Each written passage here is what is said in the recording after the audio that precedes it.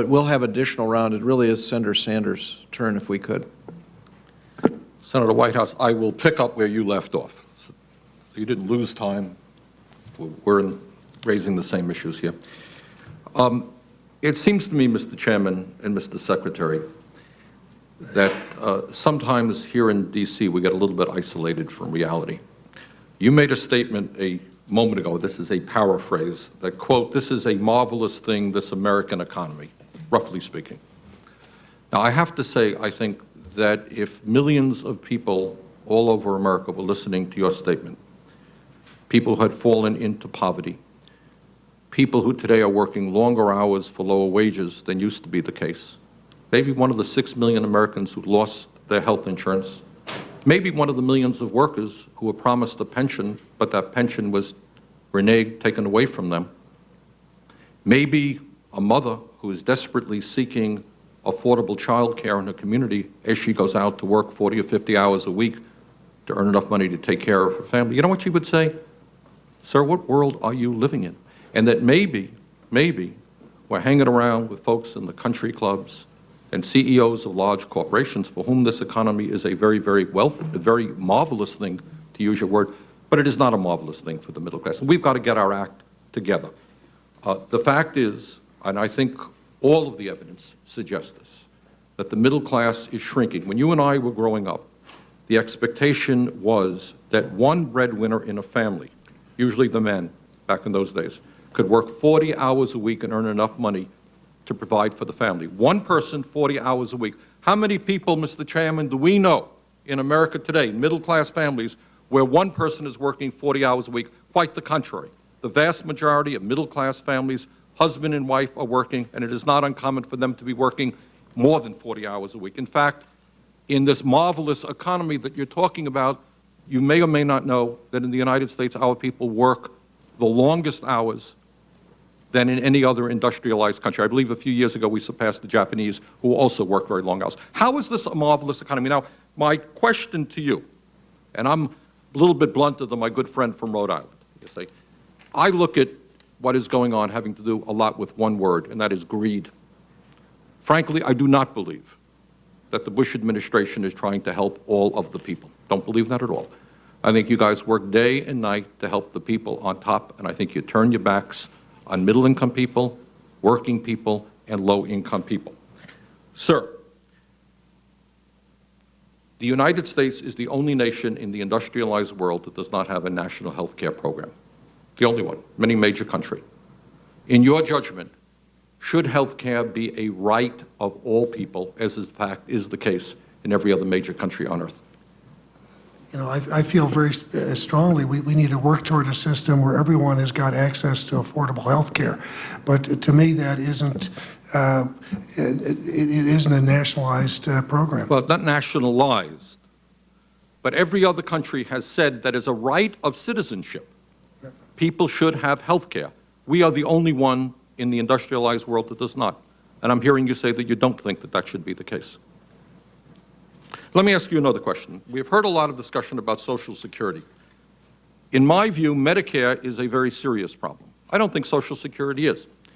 Right now, Bill Gates and the wealthiest people in this country contribute into the Social Security system the same amount of money as somebody who makes $94,000 a year, roughly speaking. My understanding is that if you simply lift the cap and you said to the wealthiest people in this country, people who by and large their income has soared in recent years, if you lift that cap, as we have done with Medicare, and ask them to contribute proportionally into the system, we would not have a Social Security problem.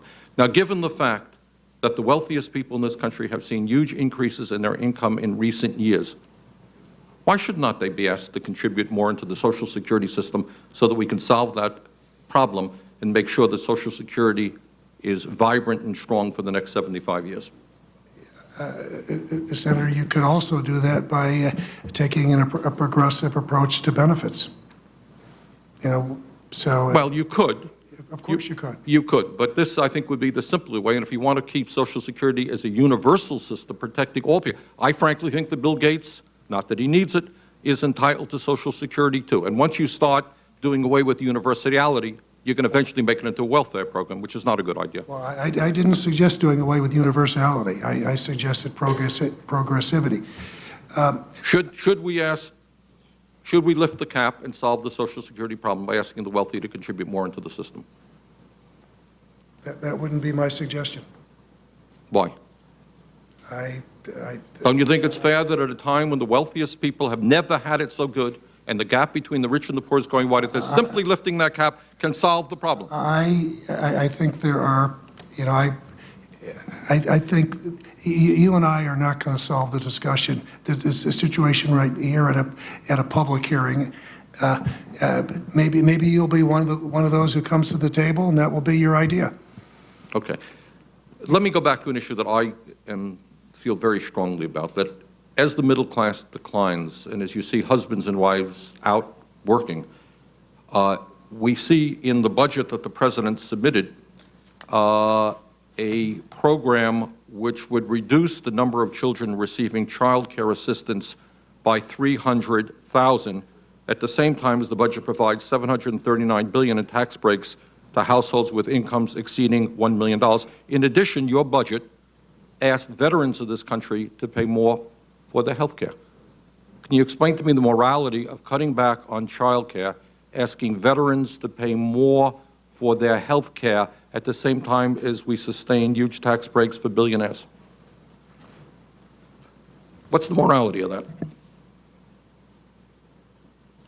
I see you've got a point of view, and I would suggest that when Senator Leavitt is here, or excuse me, Secretary Leavitt is talking about the health care program, maybe he can go into the details of that with you. See, I think, let me conclude, Mr. Chairman, and thank you for the extra time. We're not just talking about economics. We're talking about a moral perspective. We hear a lot about moral values. Let me be very clear. You don't give tax breaks to billionaires as veterans to pay more for their health care and drive them off of health care, cut back on child care, cut back on a Head Start. To me, those are not moral values. Thank you, Mr. Chairman. Can I just say one thing that I think you and I can agree on, which is when I said it's a marvelous economy, what I mean is this is an economy that makes it's better for virtually everyone than we would have if the economy, if it were a no growth or a slow growth economy.